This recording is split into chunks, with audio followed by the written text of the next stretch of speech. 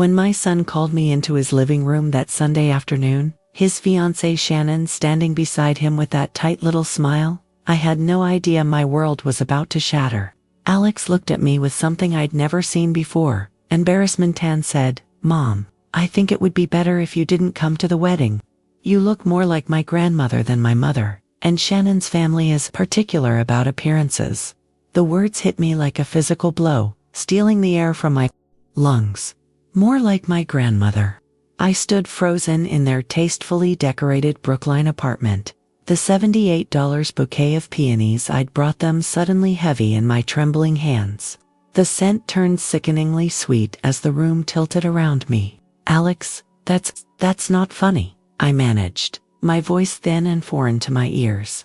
My son, my beautiful boy whom I had raised alone after his father walked out when he was 3, wouldn't meet my eyes. My throat tightened as I watched him squeeze Shannon's manicured hand, her 2.3-carat diamond catching the afternoon light streaming through their bay windows. "It's not meant to be funny, Mom," he replied, his voice taking on that professional tone he used when dismissing clients at his law firm. "It's just that Shannon's family is very image-conscious, and we're having the ceremony at the Fairmont Copley Plaza. It's costing $58,000. And everything needs to be ... perfect." He emphasized the last word while Shannon nodded beside him. Her 27-year-old face, smooth and unlined, lips pressed together in what might have passed for sympathy, if not for the triumph flickering in her eyes. I became acutely aware of every one of my 54 years in that moment, the silver strands in my shoulder-length brown hair that I'd stopped coloring 6 months ago. The laugh lines around my eyes that had once been called character but were now apparently shameful. The simple navy dress I wore that suddenly felt dowdy and outdated beneath their scrutiny. I had thought I looked nice when I left my condo that morning. How quickly confidence can evaporate. "But I'm your mother," I whispered, my stomach dropping as if I'd missed a step on a staircase. "I've been planning for your wedding day since you were born. I have $12,000 saved to contribute. Money I'd put aside from my teacher's salary for 15 years. Skipping vacations and buying second-hand clothes." Shannon stepped forward then, her voice honey-sweet, but her eyes cold. "Diane, we appreciate the offer, but my parents are covering everything. And honestly, it might be better this way. You can watch the live stream from home, where you'll be comfortable. No need to buy a fancy dress, or stand for hours in those painful heels." She glanced down at my sensible pumps, with barely disguised disdain. "It's really for the best." The metallic taste of humiliation filled my mouth as I realized this wasn't a spur-of-a-moment decision. They had discussed this, planned this ambush together, practiced their lines, decided my face didn't fit their perfect wedding aesthetic. For 23 years, I had been the one constant in Alex's life, working 2 jobs to put him through college, attending every soccer game and debate tournament, nursing him through illnesses and heartbreaks. And now I was being erased because I dared to age naturally, to show the years of sacrifice and love on my face. "I see," I said finally, setting the peonies carefully on their glass coffee table. My hands were shaking so badly I nearly knocked over a framed engagement photo, Shannon radiant in white, Alex beaming, his arm around her slender waist. I should go. I reached for my purse, suddenly desperate to escape before the tears burning behind my eyes could fall. "Mom, don't be like that," Alex sighed. The familiar sound of disappointment I'd heard more frequently since Shannon had entered our lives 3 years ago. "We're just trying to make this day special. It's not personal. Not personal." The room felt suddenly hot, my cheeks burning with shame. I had driven 37 minutes across Boston to visit them. Stopped for flowers I couldn't really afford. Planned to take them to brunch at their favorite restaurant where I had made reservations and would inevitably pick up the $140 check. And this was how they repaid me, by telling me my aging face would ruin their perfect day. Of course, I managed, somehow finding the strength to stand straight, to walk toward their front door on legs that threatened to buckle. "Your day, your rules." The words tasted like ashes. "We'll call you next week," Shannon offered brightly, as if we'd just had a pleasant visit. Maybe we can have dinner at that cute little Italian place near your condo. The one with the early bird special. She actually winked at me, and something inside me cracked. The early bird special. As if I was some doddering old woman who needed to be in bed by 8, not a high school English teacher who regularly chaperoned dances and graded papers until midnight. Sure, I lied, knowing in that moment that nothing would ever be the same between us again. I wouldn't be coming back here. Wouldn't be taking their calls. Couldn't bear to see the way my son now looked at me, not with love, but with assessment, finding me wanting. The drive home was a blur, hot tears finally spilling down my cheeks as I navigated the familiar streets of the city I'd lived in for 3 decades. More like my grandmother. The phrase echoed in my mind, a cruel mantra that stabbed with each repetition. I parked in my assigned spot at the condominium complex, a modest but comfortable place I'd bought after selling our family home when Alex left for college, and sat there for 23 minutes according to the digital clock on my dashboard. Unable to move, replaying every moment of that horrible conversation. The shrill ring of my cell phone startled me out of my daze. I glanced at the screen. Alex. For a wild, hopeful moment, I thought he might be calling to apologize, to say it had all been a terrible mistake. I answered with a shaky hello. "Mom," he said, his voice businesslike, "you left your reading glasses on our coffee table. Do you want me to mail them to you, or will you be coming by to pick them up?" The casual cruelty of it, acting as if nothing monumental had happened between us just hours ago, sent a fresh wave of pain through me. "Mail them," I said shortly, then ended the call before he could hear the sob building in my throat. I finally made it inside my condo, dropping my purse and keys on the entryway table, with hands that still trembled. The space that had always felt like a peaceful refuge now seemed to mock me with its quiet emptiness. No family photos on the walls, those were all in albums, hidden away. No evidence of the vibrant young woman I'd once been, the devoted mother I'd become. Just tasteful, forgettable decor that offended no one. I wandered into the bathroom, flipping on the harsh, fluorescent light, and stared at my reflection. What did they see when they looked at me? An old woman, a grandmother. I leaned closer, cataloging my features with merciless precision. The silver threads woven through my brown hair had seemed natural, even attractive, when I'd decided to stop coloring 6 months ago. The fine lines around my eyes and mouth had felt like evidence of a life well lived, laughter, worry, love, all etched into my skin. My body, while certainly not as firm as it had been in my 20s, was healthy and strong from regular swimming at the Y and weekend hikes. Was I really so, unsightly, so embarrassing that I needed to be hidden away, kept from ruining their perfect day with my offensive aging face? The thought sent a wave of nausea through me, and I gripped the cool porcelain of the sink until it passed.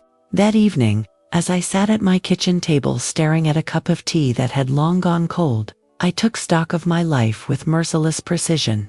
I was 54 years old. One had been a high school English teacher for 27 years. I had $43,219 in my retirement account and $17,842 in savings, including the wedding money I'd apparently no longer need.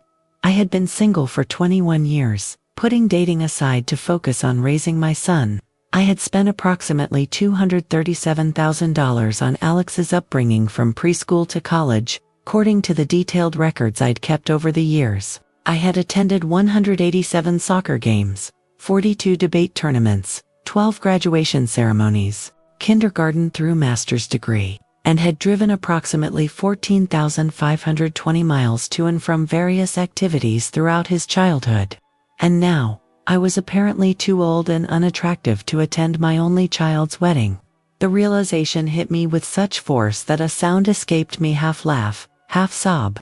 Was this what it all came down to? After all the love and sacrifice, I was being discarded like an embarrassing old photograph, tucked away where no one would have to see me. I pulled out my phone and stared at the lock screen, a picture of Alex in his cap and gown at law school graduation, my arm around him, both of us beaming. Had he been embarrassed by me even then? Had he cringed when introducing me to his classmates, secretly wishing for a younger, more glamorous mother. The thought ignited something inside me, not just pain, but the first flicker of anger.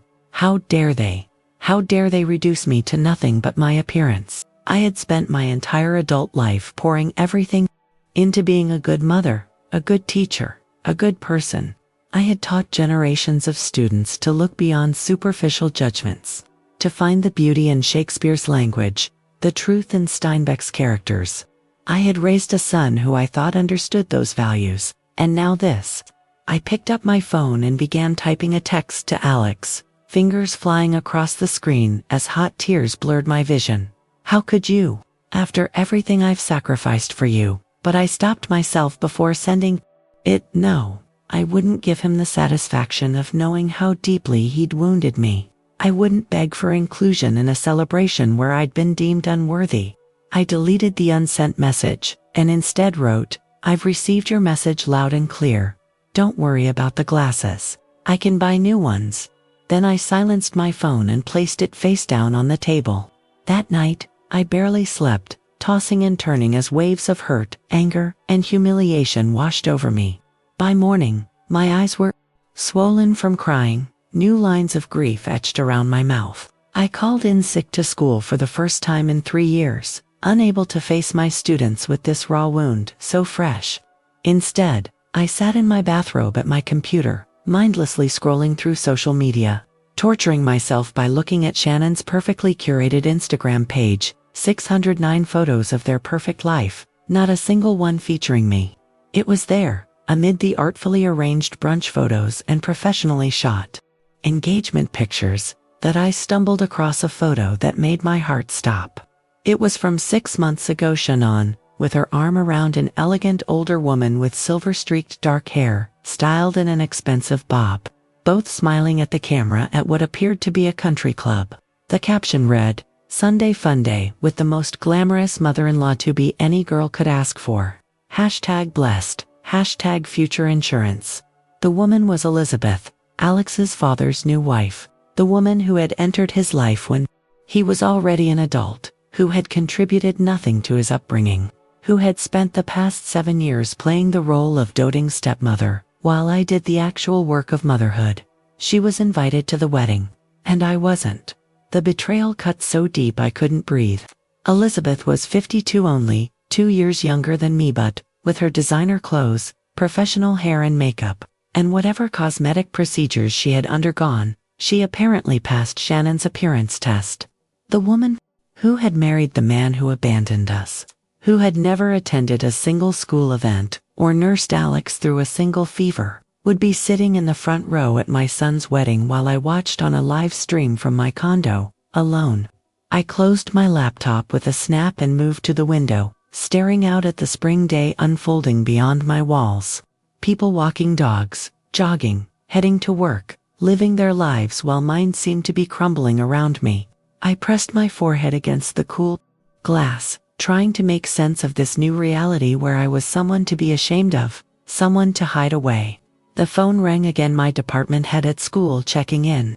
I assured her I'd just caught a 24-hour bug and would be back tomorrow.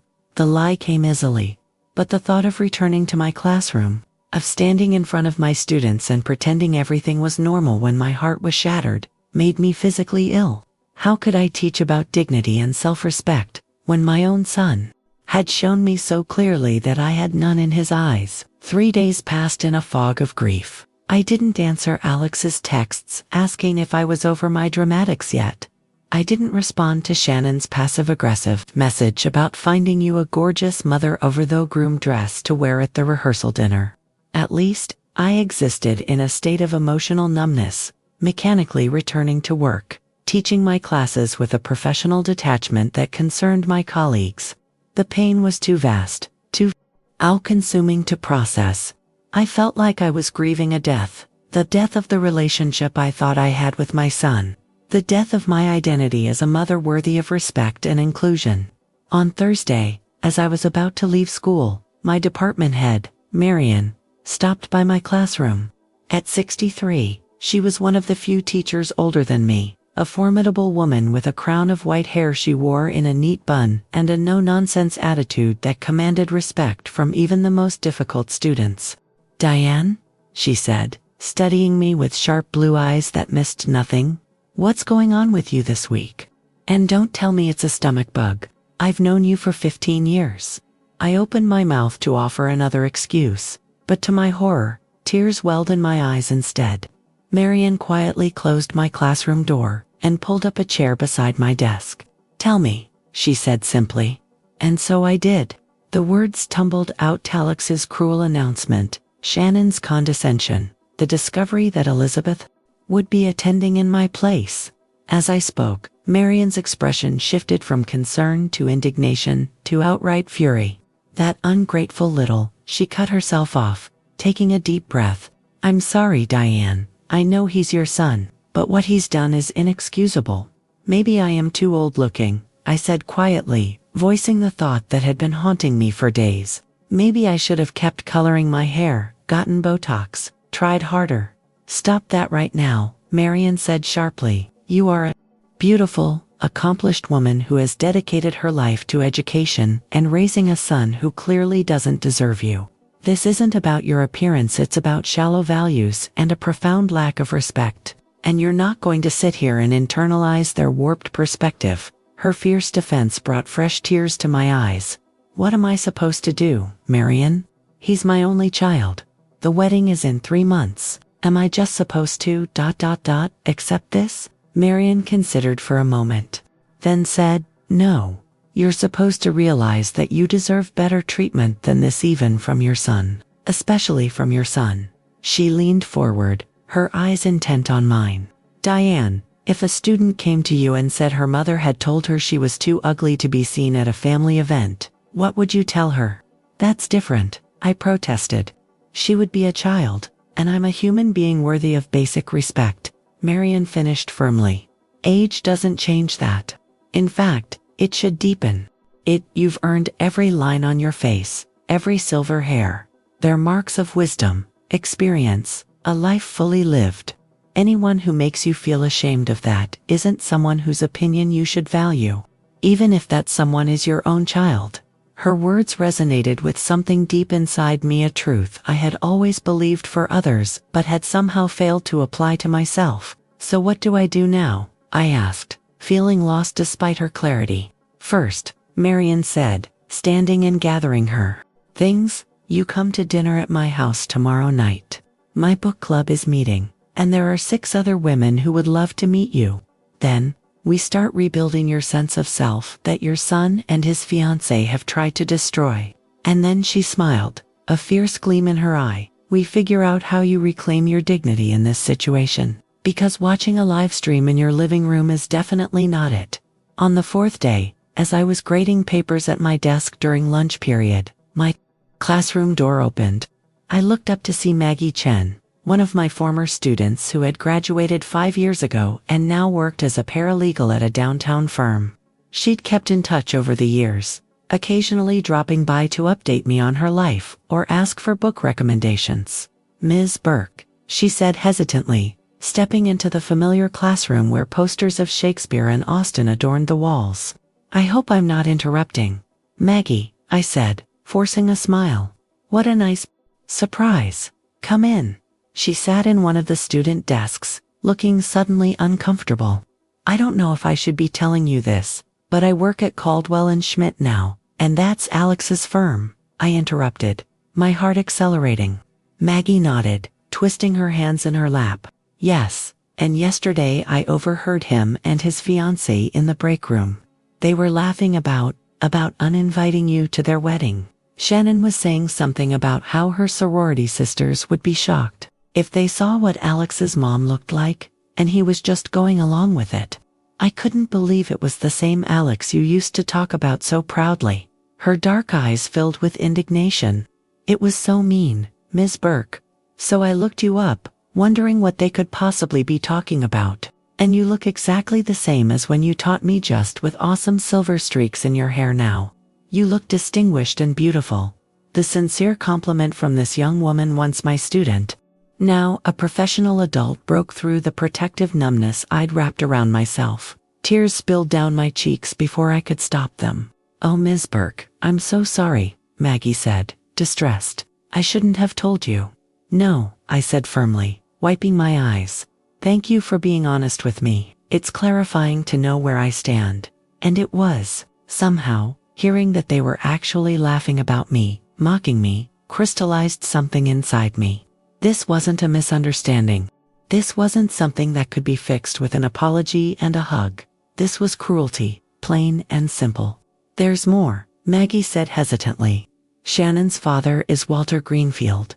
The name meant nothing to me. He owns Greenfield Media Group, she continued.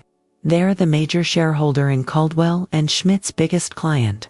The rumor around the office is that Alex was made junior partner so quickly because of his connection to the Greenfields. She looked uncomfortable sharing office gossip with me, but pressed on. Shannon works in their HR department, and supposedly she's been dating Alex since before he even interviewed at the firm.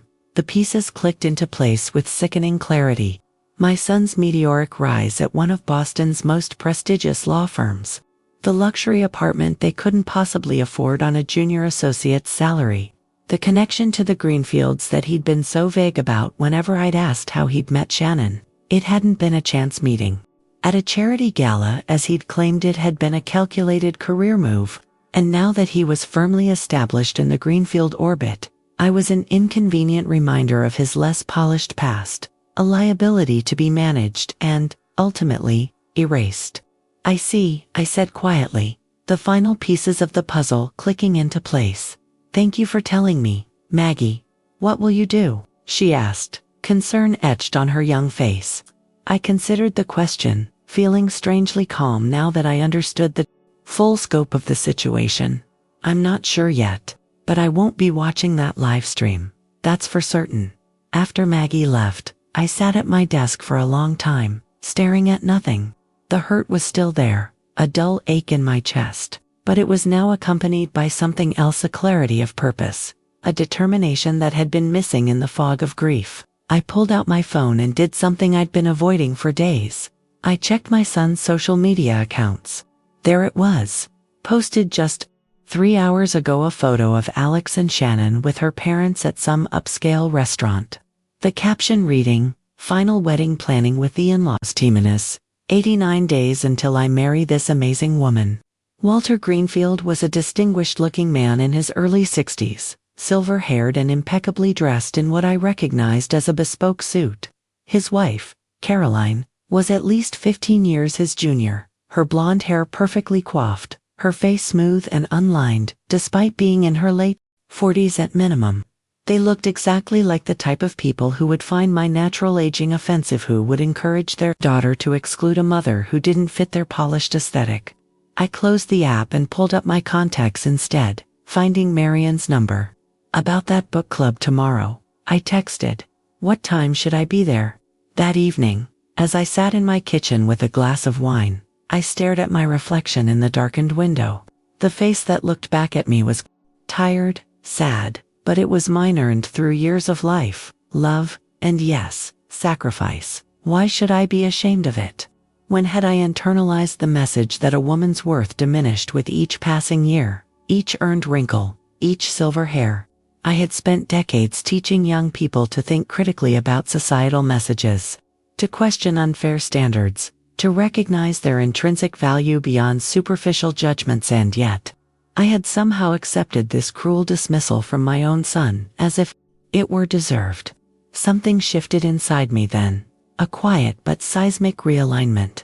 I reached for my phone and opened my photos, scrolling back through the years, Alex's childhood, my younger self, the life we had built together.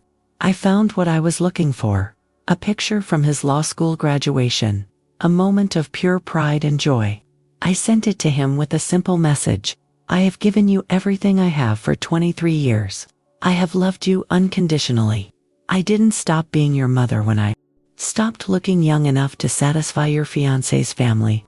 When you're ready to apologize, truly apologize for the profound disrespect and cruelty you've shown me, I'll be here. Until then, I deserve better than to be treated this way, even by you." Then I blocked both his and Shannon's numbers. It was the hardest thing I had ever done. But as I set my phone down, I felt something unexpected, a flutter of liberation. For the first time in 23 years, I was putting myself first.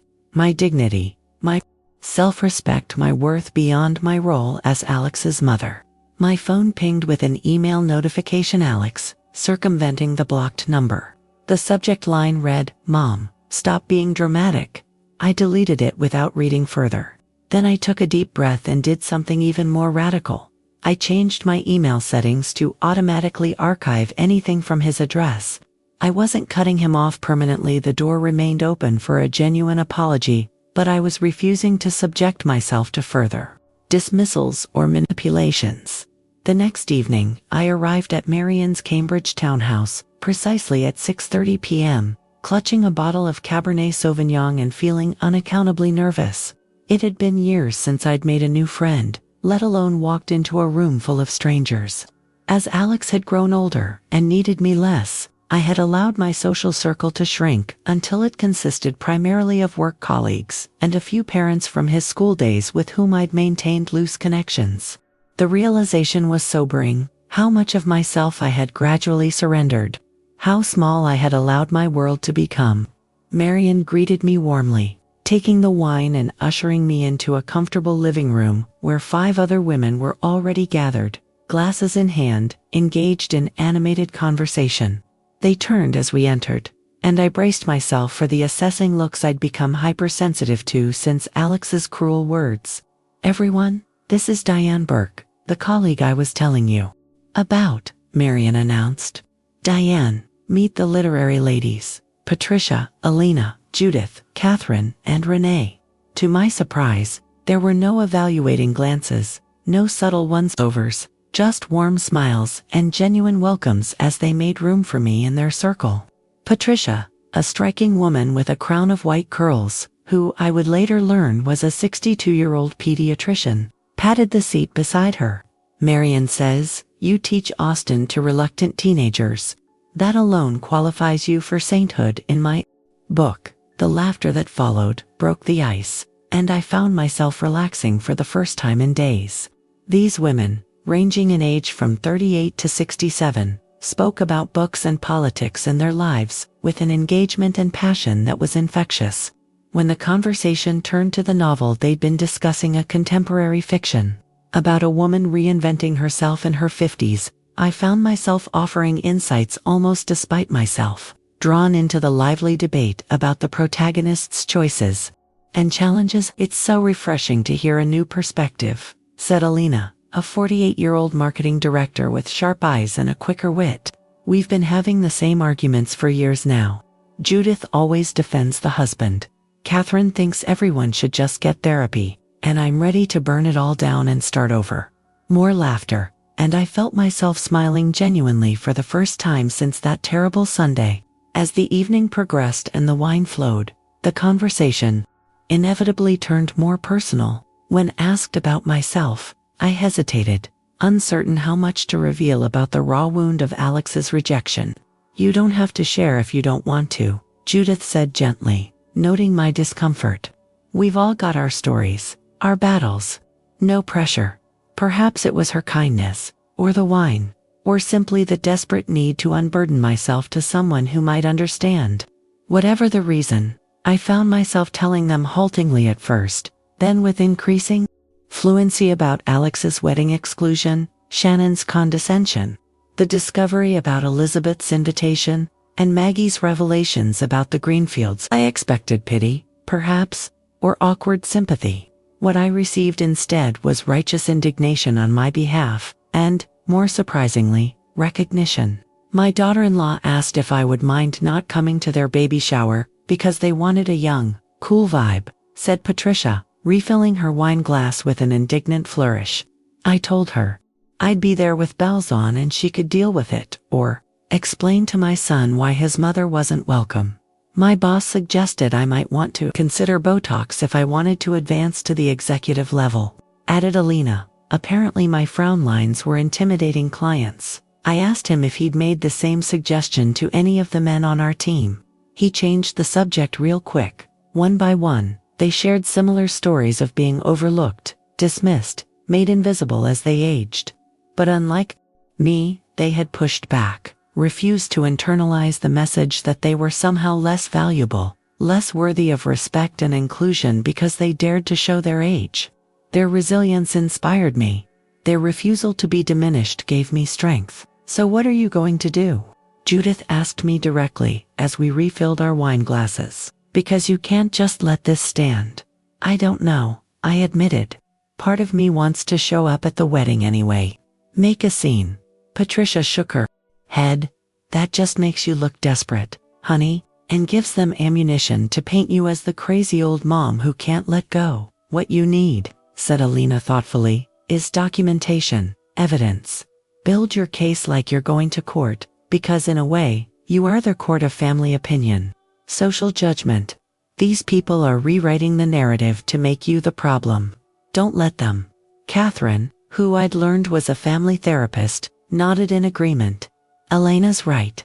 This isn't just about a wedding invitation. It's about your son and his fiancée attempting to erase your role in his life, to revise history to fit their preferred narrative. If you want to reclaim your place not just at the wedding, but in your son's story, you need to establish the facts." As I drove home that night, Elena's words echoed in my mind. Documentation, evidence. As an English teacher, I understood the power of narrative, how stories could be twisted, rewritten, used as weapons. Shannon and Alex were constructing a story where I was an embarrassing footnote, a visual liability, someone whose presence would somehow detract from their perfect day rather than enhance it. But I had my own story, one of sacrifice, love, and now, betrayal. The next morning, I started a document on my computer.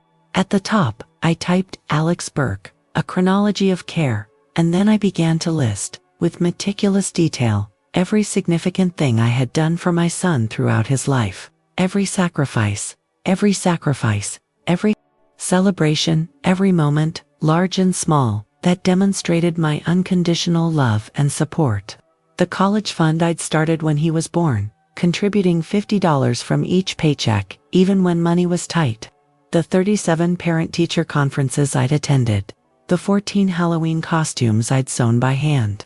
The 3 a.m. hospital vigil when he had his appendix removed at age 12. The 8,760 estimated hours I'd spent helping with homework, driving to activities, attending his events.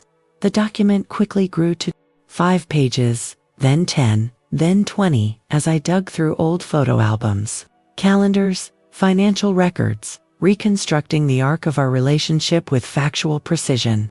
I included specific dates, amounts, times, the objective evidence of maternal devotion that couldn't be dismissed as mere sentiment.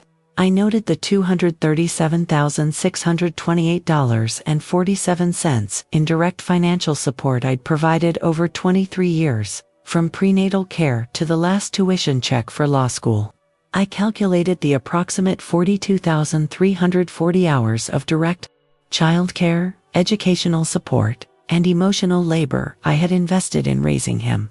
I documented the 2,714 meals I had prepared for him, the 1,209 loads of his laundry I had washed, the 187 soccer games I had attended in all weather conditions. The exercise was both painful and strangely empowering. Each entry was a reminder of love given freely, without expectation of return, but also a refutation of the narrative that I was somehow disposable, that my worth as a mother could be reduced to whether my appearance met Shannon's approval. This was the truth, laid bare in black and white. This was the reality that no cruel dismissal could erase. And in recording it, I reclaimed not just my narrative but my power. I would not be reduced to my appearance. I would not be ashamed of my age. I would not allow my worth to be determined by whether I matched the aesthetic of a wedding at the Fairmont Copley Plaza. I worked on the document for 3 straight days, stopping only for meals and brief rests. On Monday morning, I emailed a copy to Marian with the subject line, "The evidence you suggested I gather." Her response came within the hour. "This is extraordinary, Diane. But what will you do with it?" That was the question, wasn't it? What was the purpose of this exhaustive accounting? I wasn't planning to sue my son for maternal reimbursement. I wasn't going to mail printouts to wedding guests to embarrass him. The document wasn't meant as a weapon, but as a shield protection against the gaslighting, the attempts to make me question my own worth, my own place in my son's life. As I pondered this question, my phone rang with an unfamiliar number. Warily, I answered. "Ms. Burke, this is James Harrington. I'm an attorney with Greenfield Media Group." My heart raced. Had Alex or Shannon somehow gotten wind of my documentation project? Were they threatening legal action for what? Being an unwanted mother. "What can I do for you, Mr. Harrington?" I asked, proud of how steady my voice remained. "I'm calling in regard to the trust fund established for Alex Burke by his father, Richard Burke. As you may be aware, the terms of the trust require certification of certain family events before final disbursement can occur. One of those conditions is marriage. As we prepare the documentation for the transfer of funds following your son's upcoming wedding, we require your signature on several forms as his legal mother." I nearly laughed at the irony. Too unattractive to attend the wedding but necessary for the financial paperwork? "I see," I said neutrally. "And these forms require my in-person signature?" "Yes, ma'am, notarized. In fact, we'd like to schedule an appointment at your convenience in the next 2 weeks. I'll need to review the documents before signing anything," I replied, a plan beginning to form in my mind. "Would it be possible to have copies sent to me in advance?" "Certainly. We can email them today. And regarding the appointment, I'll be available 2 weeks from Thursday at your offices downtown." After ending the call, I sat very still, processing this new information. Richard, my ex-husband, who had abandoned us when Alex was 3, had apparently established a trust fund for our son that would fully vest upon his marriage. A fund significant enough to warrant its own corporate attorney. A fund that required my signature to activate. I had never known about this trust. Richard had paid the minimum court-ordered child support, often late, until Alex turned 18, and then had vanished from our financial lives completely. I had worked 2 jobs to put Alex through college, teaching high school by day and community college composition classes 3 nights a week, while Richard had apparently been socking away money in a trust fund that he never mentioned. That might have eased our constant financial struggle. The revelation ignited a slow, smoldering anger different from the hurt of Alex's wedding exclusion. This was old pain, long buried, but never fully resolved, the pain of being left alone to raise a child while the man who had helped create him built a new life, a more affluent life, with no regard for our struggles. And now I held a piece of paper figuratively for the moment, but soon literally, that gave me some small measure of power in a situation where I had felt utterly powerless. 2 weeks passed. I continued teaching, attended another book club meeting with what I now thought of as the literary ladies, and gradually expanded my social circle through these new connections. I joined a Saturday morning hiking group led by Alina, rediscovering my love for the outdoors that had been set aside during Alex's sports-filled childhood. I had dinner with Patricia and her husband, meeting their grown children who treated her with obvious affection and respect. I began, tentatively, to imagine a life centered around my own interests and connections rather than oriented entirely around my identity. As Alex's mother, the trust documents arrived by courier 3 days after the attorney's call, a thick package of legal papers filled with dense terminology and complex provisions. I spent an entire weekend reviewing them, occasionally consulting with Catherine's husband, who practiced estate law. What emerged from the legalese was both surprising and infuriating. Richard had established a trust worth approximately $1.2 million for Alex when he was 10 years old, 7 years after walking out on us. The trust had grown over the intervening years and would be fully accessible to Alex upon his marriage, provided certain conditions were met. One of those conditions was the notarized signature of both biological parents certifying the marriage. According to Michael, Catherine's husband, my signature wasn't just a formality, it was a requirement. Without it, the trust would remain in limbo for another 5 years, at which point the marriage certification requirement would expire. 5 years, during which Alex and Shannon would not have access to over $1 million that they undoubtedly had plans for. I now understood why James Harrington had called the Greenfields with their connections and influence, had undoubtedly learned about the trust and its conditions. They wanted to ensure that nothing would delay Alex and Shannon's access to those funds that would further cement my son's position in their world. The Thursday of my appointment arrived, and I dressed with careful consideration a tailored navy suit that I'd purchased for Alex's law school graduation. Simple pearl earrings that had been my mother's. My silver-streaked hair freshly trimmed, but still naturally colored. Professional, dignified, uncompromised. The offices of Greenfield Media Group occupied 3 floors of a sleek downtown high-rise with views of Boston Harbor. I gave my name to the receptionist and was promptly escorted to a conference room where James Harrington, a thin, serious man in his 50s, waited with the trust documents spread before him. "Ms. Burke, thank you for coming in," he said, gesturing to the chair across from him. "As I mentioned on the phone, we just need your notarized signature on several forms to facilitate the trust disbursement following your son's wedding." "Yes, I've reviewed the documents you sent," I replied, seating myself and placing my own folder on the table. "I have some questions before I sign." Harrington looked mildly surprised but nodded. "Of course, first, I'd like to understand why I was never informed about this trust when it was established. As Alex's primary caregiver and the parent who financially supported him through college, it seems I should have been made aware of its existence." Harrington shifted uncomfortably. "The trust was established by Mr. Richard Burke as a private arrangement. There was no legal requirement to inform you at the time of its creation, ICBA. And second, I'd like clarification on the precise nature of what my signature affirms. Am I simply confirming that Alex is my son and that he is getting married, or am I endorsing something more substantive? Your signature primarily confirms your identity as Alex's mother and acknowledges his upcoming marriage, which triggers the disbursement clause." I nodded, considering his words carefully. "And finally, what happens if I choose not to sign these documents today?" Harrington's professional demeanor slipped slightly, revealing a flicker of alarm.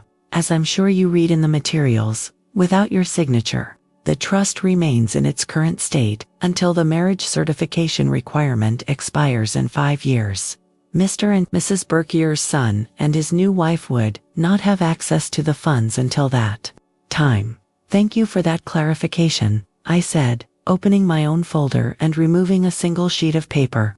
"I've prepared a document of my own that I'd like to discuss before proceeding." Harrington's eyebrows rose slightly, but he accepted the paper I slid across the table.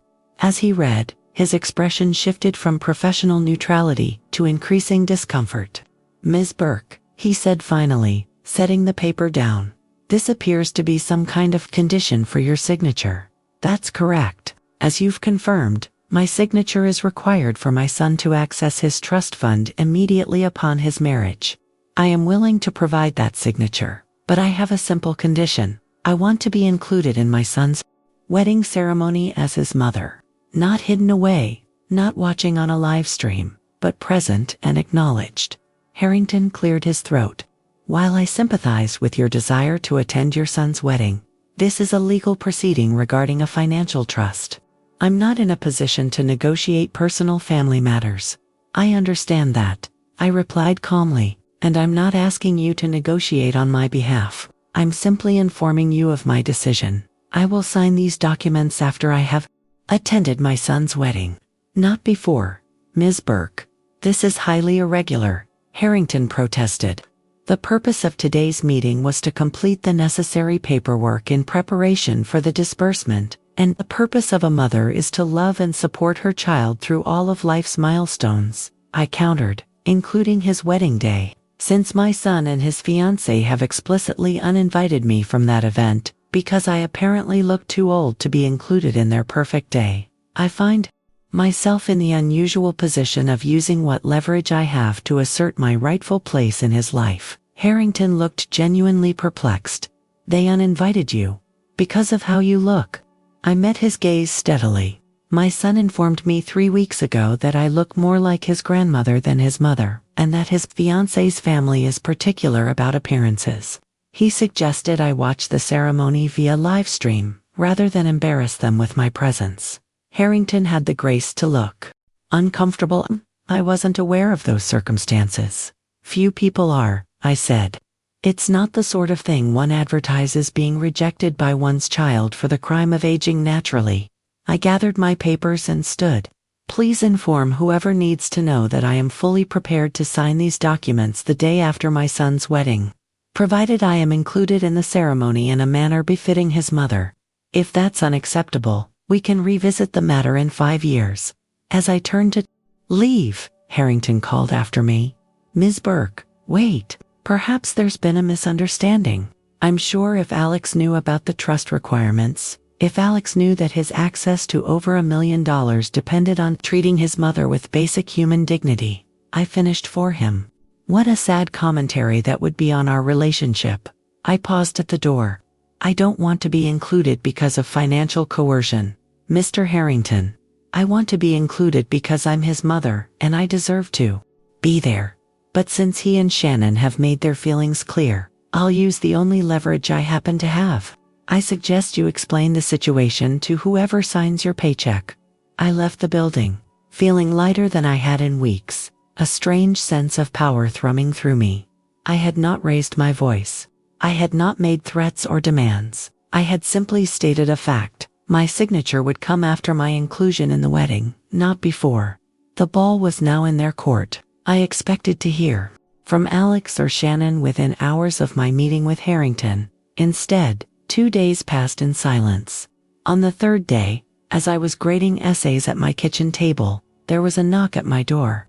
When I opened it, I found Shannon standing there, her perfect makeup slightly smudged, her expression a mixture of anxiety and determination. "Can I come in?" she asked, her voice lacking its usual confident edge. I hesitated, then stepped back to allow her entry. "What can I do for you, Shannon?"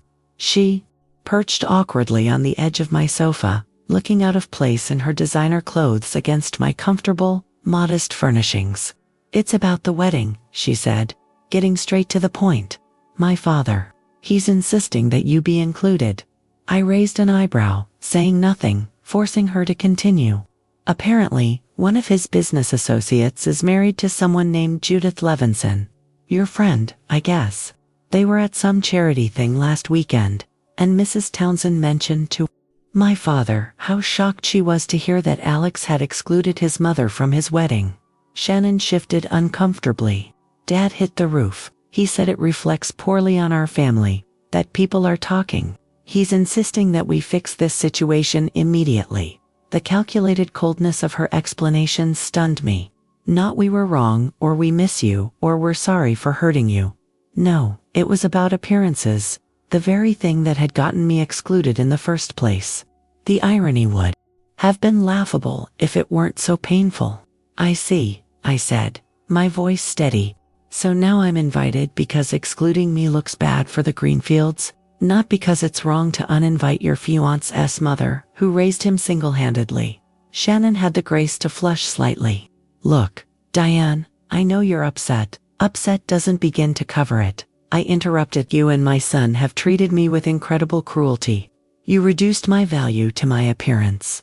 You mocked me behind my back. You decided I wasn't worthy of witnessing one of the most important moments in my only child's life, because I don't fit your aesthetic.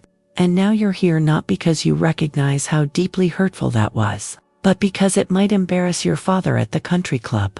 That's not fair," Shannon protested, though her eyes slid away from mine. "We just want everyone to be happy. The wedding is in 3 weeks. We'd like you to be there." "On what terms?"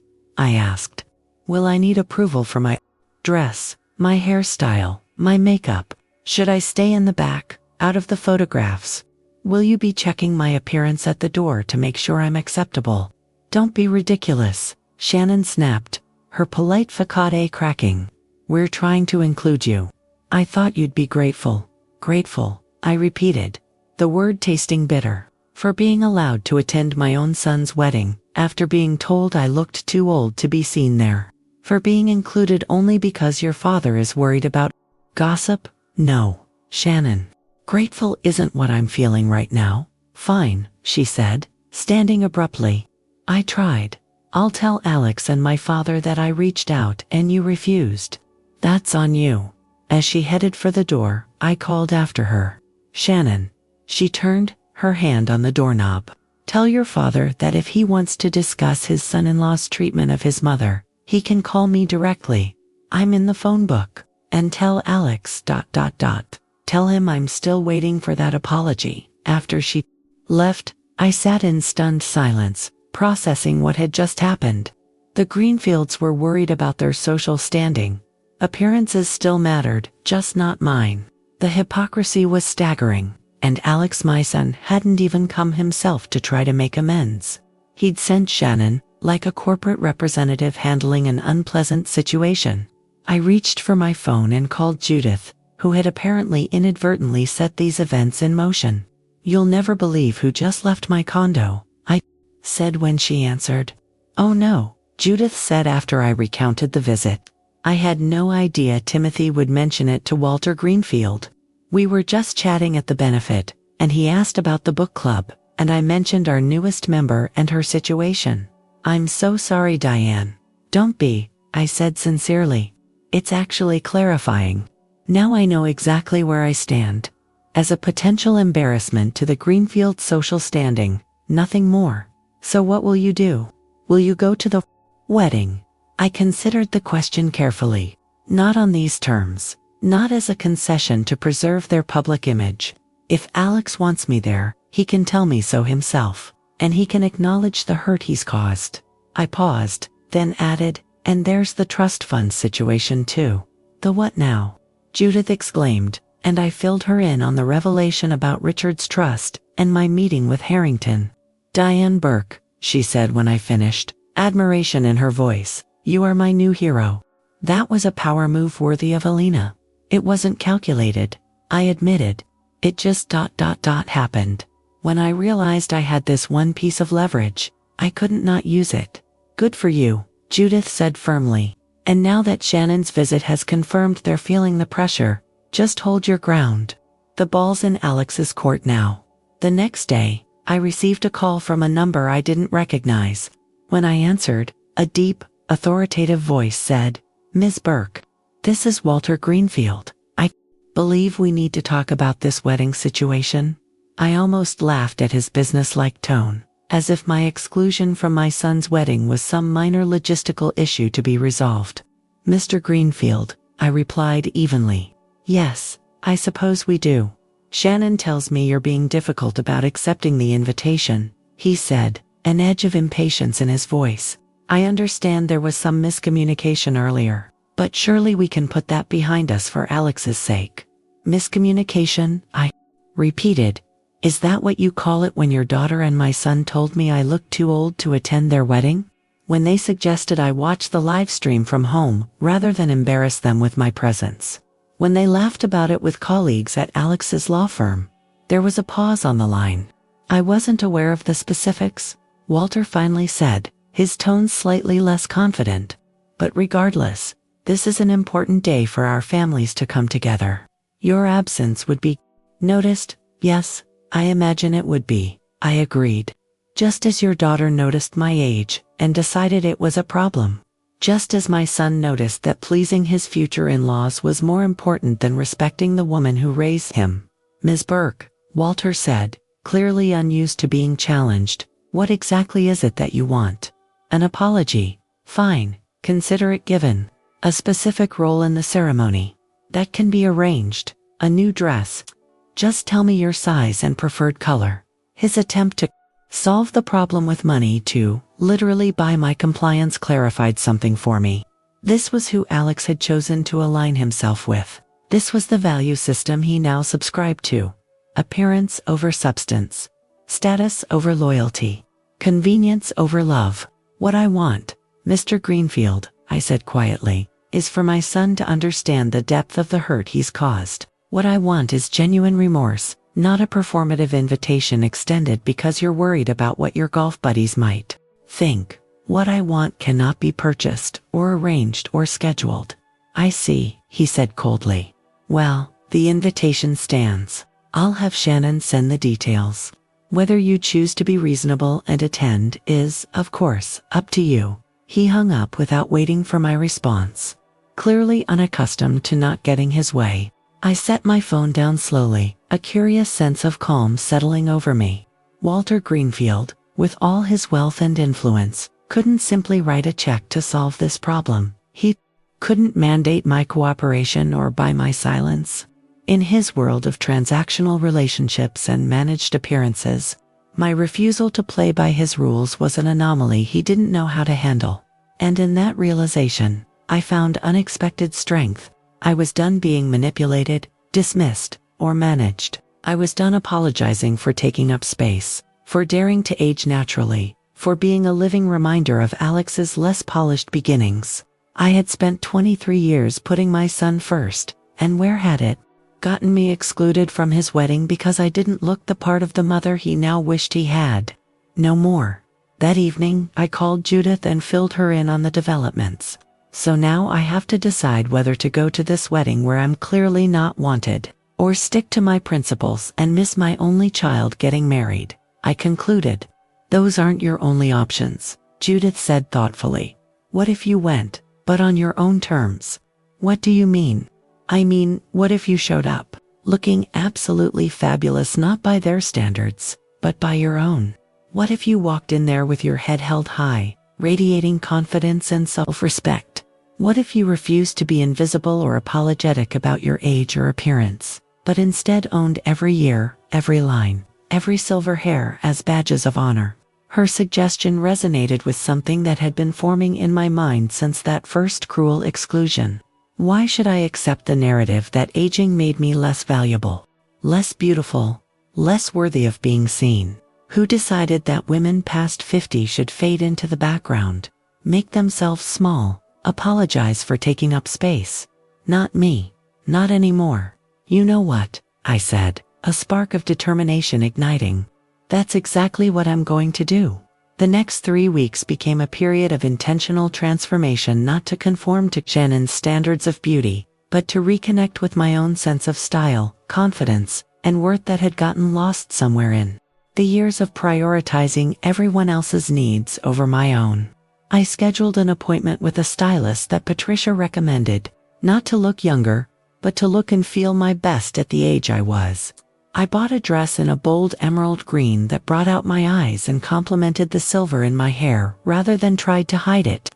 I started a simple skincare routine that made my skin glow with health rather than attempted to erase the lines that marked my years of laughter and worry. I even booked a session with a photographer friend of Elena's, who took stunning black and white portraits that captured not youth, but something more valuable: character, wisdom, strength. As the wedding approached, I received a formal invitation in the mail, followed by terse texts from Alex about logistical details. I responded politely but briefly, making it clear that while I would attend, our relationship remained fundamentally damaged.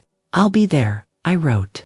But this doesn't fix what happened, Alex. That will take time, genuine remorse, and changed behavior. He didn't reply. 5 days before the wedding, I received another call from James Harrington. Ms. Burke, he said without preamble, I wanted to confirm your intentions regarding the trust paperwork. As you know, the wedding is this Saturday. My position hasn't changed, Mr. Harrington, I replied calmly. I'll sign the documents after I've attended the wedding, assuming I am treated with the respect a mother deserves. He sighed audibly. Ms. Burke, I feel I should inform you that Alex is aware of the trust requirements now. Mr. Greenfield, well, he felt Alex should know why your attendance at the wedding had become such a priority. So there it was. Alex now knew that his access to his father's money depended on my cooperation. Any hope I'd harbored that he might reach out with a genuine apology, a recognition of the pain he'd caused, evaporated. Now any overture would be tainted by financial motivation. Thank you for letting me know, I said, keeping my voice steady despite the fresh hurt. My decision stands. The day before the wedding, I met with my book club friends for moral support. Remember, Patricia said, squeezing my hand, you're not just doing this for yourself, you're doing it for all of us. For every woman who's been told she should disappear after 40, we'll be thinking of you tomorrow, added Alina, standing tall in that gorgeous dress, showing them all what real beauty looks like. their support wrapped around me like armor, strengthening my resolve. I would not shrink. I would not apologize for my age or my appearance. I would attend my son's wedding with dignity, grace, and an unshakable sense of my own worth that no one, not even my own child, could diminish. The morning of the wedding dawned bright and clear, a perfect September day in Boston. I took my time getting ready, applying my makeup with care enhancing rather than masking and styling my hair in soft waves that embraced rather than hid the silver strands. When I looked in the mirror, I saw a woman of substance and beauty, whose face told the story of a life fully lived. I was ready. The Fairmont Copley Plaza was resplendent, decked out in white roses and silver accents. As I entered the grand ballroom where the ceremony would take place, I felt eyes turn toward me, curious, assessing some widening in surprise. I held my head high, walking confidently to the seat reserved for me in the third row, not the front row where mothers of the groom traditionally sat, but I had expected nothing less. What I hadn't expected was Elizabeth, my ex-husband's wife, approaching me with a brittle smile. "Diane," she said, her voice carrying just far enough for nearby guests to hear. "How, nice that you could make it after all. Shannon mentioned there was some confusion about your invitation." "No confusion," I replied pleasantly, meeting her gaze directly. "Just a valuable learning experience about what truly matters in life. You look lovely, Elizabeth. Enjoy the ceremony." I moved past her, ignoring her momentary confusion, and took my seat. A few minutes later, I noticed a distinguished-looking man in an expensive suit watching me from across the aisle.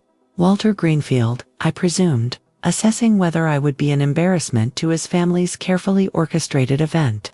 I smiled politely in his direction, then turned my attention to the front of the room where Alex had taken his place, looking handsome but tense in his tuxedo. The ceremony itself was beautiful but impersonal, like a wedding from a high-end magazine spread picture perfect, but lacking the warmth of genuine emotion. As Shannon and Alex exchanged vows, I felt a complex mixture of love, sadness, and resignation. This was his choice, this world of appearances and connections, of status and calculation. I could only hope that beneath it all, some part of the boy I'd raised, the kind, thoughtful child who once gave his lunch to a classmate who had none, still existed. At the reception, I was seated at a table far from the wedding party, with distant relatives and work colleagues. I made pleasant conversation, danced when asked, and maintained my composure even when I overheard a woman at the next table whisper to her companion, "That's the groom's mother." I thought Shannon said she was some kind of embarrassing disaster. I was sipping champagne and considering making an early exit when Walter Greenfield appeared at my table. "Miss Burke," he said, with a nod that wasn't quite friendly but no longer openly hostile. "May I have a word?" He led me to a quiet corner of the ballroom, his expression unreadable. "I feel I owe you an apology," he said finally, surprising me. "My daughter gave me to understand that you had declined the initial invitation, not that you had been discouraged from attending. Is that what she told you?" I asked mildly. He had the grace to look uncomfortable. "I've since learned otherwise. From Alex himself, actually. He came to me yesterday, quite distressed about the situation. It seems he's been caught between his fiancée's wishes and his obligation to you." "His obligation," I repeated, the word stinging. "Is that how he sees it?" Walter shrugged slightly. "Perhaps not the best choice of words. The point is, I wanted to tell you that I respect the way you've handled this situation. Many women would have made a scene, demanded attention, disrupted the day. You've shown remarkable restraint and dignity." His approval, though presumably meant as a compliment, felt condescending, as if I should be grateful for his recognition of my good behavior. As if the bar for middle-aged women was so low that simply attending our children's weddings without causing a fuss was worthy of special commendation. "Thank you," I said neutrally. "But I'm not here for your approval, Mr. Greenfield. I'm here because despite everything, I love my son and wanted to witness this important day in his life. My restraint, as you call it, is simply the product of decades of putting his needs before my own." Something I'm learning may not always have served either of us well. He regarded me with newfound interest. You're not what I expected, he admitted. I rarely am, I replied with a small smile. Now if you'll excuse me, I should say goodbye to Alex and Shannon. I have an early start tomorrow. As I made my way toward the head table, where Alex and Shannon were speaking with guests, I felt a curious lightness. This wedding that had once seemed so monumentally important that I had saved for, dreamed about, been excluded from, and then grudgingly included in now, seemed like just one event in a much larger story. My story, one that would continue long after the decorations were taken down and the thank you notes were sent. Alex saw me approaching and whispered something to Shannon, who nodded tightly and moved away to speak with another guest. He met me halfway, his expression a mixture of guilt and defensiveness. Mom, he said, awkwardly leaning in for a brief hug. Thanks for coming. You look nice. Thank you, I said simply. It was a beautiful ceremony. An uncomfortable silence stretched between us, filled with all the things we weren't saying. Finally, Alex sighed. Look, Mom, I know things have been weird between us lately. Shannon and I just got caught up in the wedding planning stress, and maybe we didn't handle things the best way. But it's done now, so can we just move past it? I looked at my son, this man I had raised, this person I had poured my life into loving, and felt both profound love and profound sadness. He still didn't get it. Still didn't understand the depth of the wound he had inflicted, or how fundamentally it had changed our relationship. Still thought a half-hearted non-apology could erase the humiliation and rejection. I love you, Alex, I said quietly. I always have, and I always will. But no, we can't just move past it. What happened wasn't a simple misunderstanding or a stressed-out moment. It was a revealing glimpse of how you see me, how you value me. And while I'm here today because I wanted to support you, rebuilding our relationship will take more than showing up at a wedding. It will take genuine recognition of the hurt you've caused, real remorse, and concrete changes in how you treat me going forward. He frowned, glancing around as if worried someone might overhear. Mom, this isn't the time or place. It never is it? I interrupted gently. That's part of the problem. But don't worry, I'm not going to make a scene at your wedding. I just wanted to be clear that my presence here today isn't a reset button. It's a choice I made out of love, despite the hurt. What happens next is up to you. I kissed his cheek, then turned and walked away before he could respond, my head high, my steps sure. I had said what needed to be said. The ball was in his court now. As I drove home from the wedding, the evening sky deepening to indigo, above the city skyline, I felt an unexpected sense of peace. The day that I had dreaded, that had loomed so large in my imagination, was over. I had attended my son's wedding, not as the invisible, apologetic mother relegated to the shadows, but as a woman of substance and dignity, who refused to be diminished by others' judgments. I hadn't altered a single feature to meet Shannon's standards of acceptability. I hadn't shrunk myself to fit into their narrow definition of what a 54-year-old woman should look like, or how she should behave.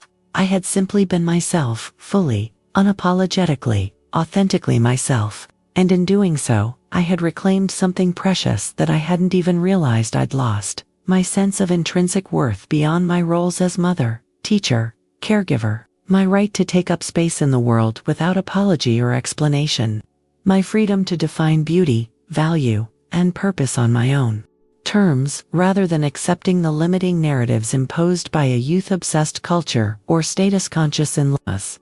The following Monday morning, as promised, I met with James Harrington to sign the trust paperwork. He seemed relieved when I arrived promptly at 9 a.m., the necessary documents already reviewed and ready for my signature. Thank you for coming in, Ms. Burke, he said, sliding the papers across the desk. I trust the wedding went well as could be expected, I replied, uncapping my pen. I signed where indicated, each signature a deliberate act not of surrender, but of closure. With the final flourish on the last page, I completed a chapter of my life that had begun with that cruel Sunday afternoon in Alex's apartment. That's everything, Harrington said, gathering the papers. The trust funds will be transferred to your son's account within 3 business days. Good, I said simply, standing to leave. I wish him and Shannon well.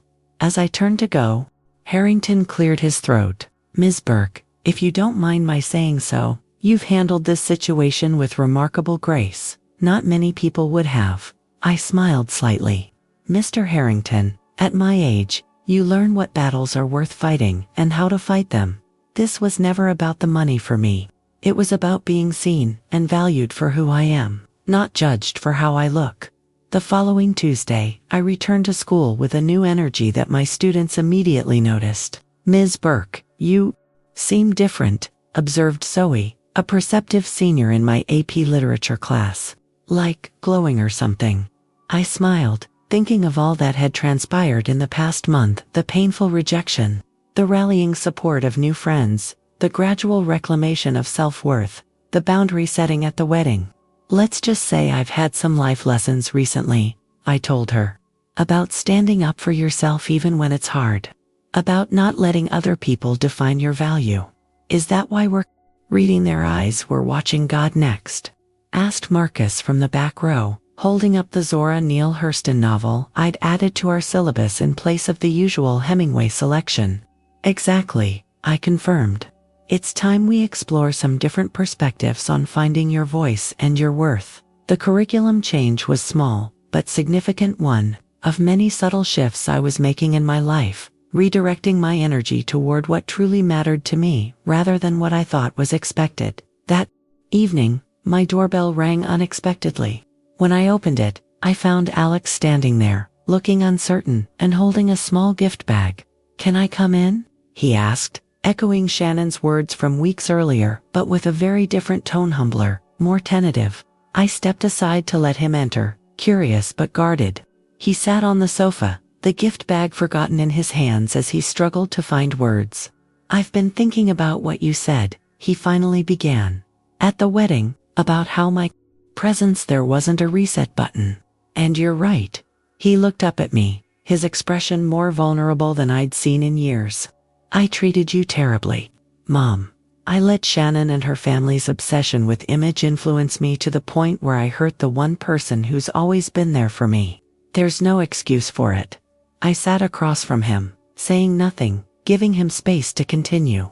"When I saw you at the wedding, looking so, confident and elegant, I realized how ridiculous it all was. The idea that you weren't appropriate for our wedding. It's insane. You were the most genuine person in that whole room. Everyone else was just performing." He shook his head, including me. "What changed, Alex?" I asked quietly. "Besides seeing me at the wedding," he sighed deeply. "After you left, Walter pulled me aside. He said he'd spoken to you and was impressed by your dignity.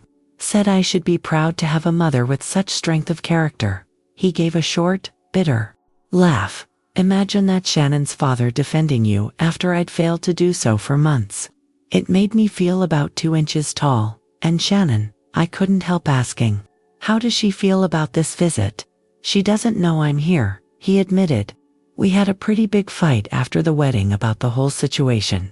She still doesn't think she did anything wrong. Says I'm overreacting because of mommy issues." He made air quotes around the phrase, his expression pained. "I don't know, Mom. I love her, but this whole experience has shown me a side of myself that I'm not proud of." I felt a complex mix of emotions: vindication, sorrow for my son's marital troubles, cautious hope for our relationship. "Marriage is hard work," I said finally. "Especially when you're navigating different value systems and family dynamics. I can't tell you what to do about Shannon, but I can tell you that I appreciate you coming here and acknowledging the hurt you caused. It's a start, right?" he asked, a flicker of the little boy who used to seek my reassurance in his eyes. "I know I can't fix this with one conversation or an apology gift." He finally remembered the bag in his hands and held it out to me. "Though I did bring you something. Not as a bribe or anything. Just, well, you'll see." Inside was a beautiful leather-bound journal with my initials embossed on the cover. Tucked into the first page was a photograph, one I hadn't seen in years. It showed me at about 30, holding a 7-year-old Alex on my lap, as we both laughed at something off camera, my face alight with joy, utterly unself-conscious. I found it in one of my old photo albums, Alex explained. I remembered how you used to tell me that your laugh lines were happiness marks, that each one represented thousands of moments of joy. His voice caught. When did I start seeing them as something to be ashamed of instead of proud of? When did I start valuing Shannon's shallow idea of perfection over your real, lived experience? It happens gradually, I said, tracing the photo with my fingertip. We absorb messages from everywhere: media, peers, partners, about what has value, about who has value. The question is, what will you do now that you recognize it? I want to rebuild our relationship, he said firmly. I know it will take time and consistent effort. I know I need to prove with actions, not just words, that I've learned from this.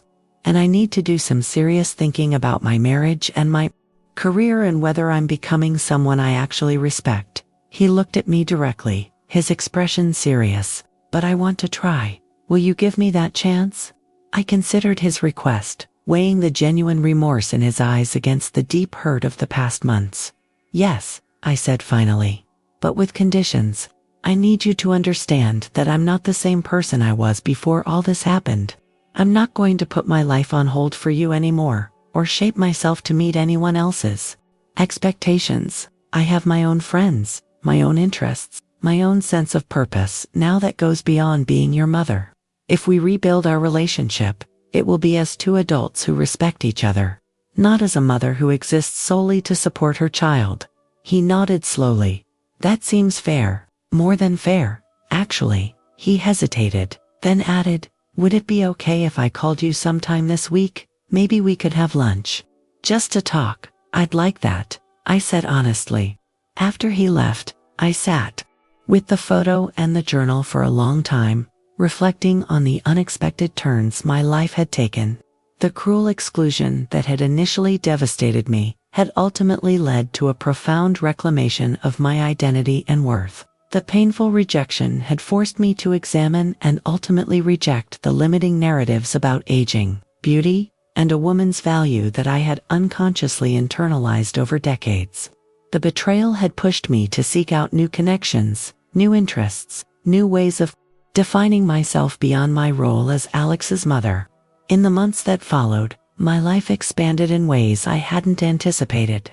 The book club became the foundation of a rich social life, with theater outings, weekend trips, and dinner parties filling my calendar.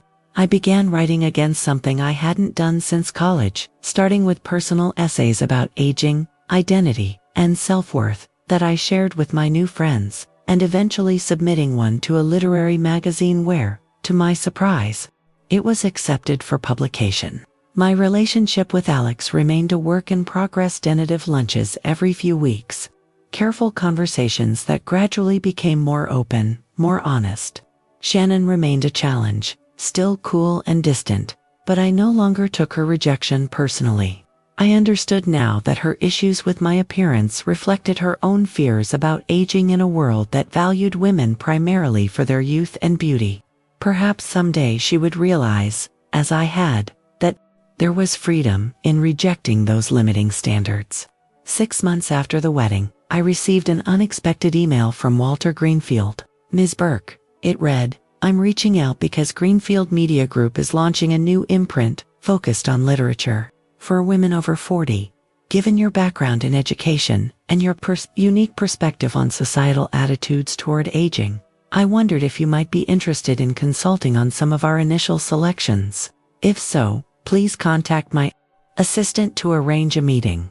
I smiled at the phrasing unique perspective, but was intrigued enough to accept the meeting. Walter's office was as imposing as I remembered, but this time I entered not as a supplicant seeking inclusion in my son's wedding, but as a professional whose expertise was being sought. Ms. Burke, he said, rising to greet me with something approaching genuine respect. Thank you for coming. I'll get right to the point. Your essay in Modern Perspectives about the invisibility of women over 50 resonated with a demographic we're trying to reach. Women with disposable income, intellectual curiosity, and a lifetime of experiences that are rarely reflected in contemporary literature. And you want me to help you profit from that demographic? I observed dryly. To my surprise, Walter laughed. Directly to the point, as always. Yes, of course there's a profit motive, but there's also an opportunity to publish books that might not otherwise find a home. Stories that reflect the lives of women like you, intelligent, accomplished, unapologetically mature. I considered his offer, weighing the commercial aspects against the genuine good such an imprint might do. I'd want editorial input, not just marketing consultation, I said finally. And I'd want to ensure we're publishing diverse voices, not just middle-class white women's experiences of aging. Done, Walter said immediately.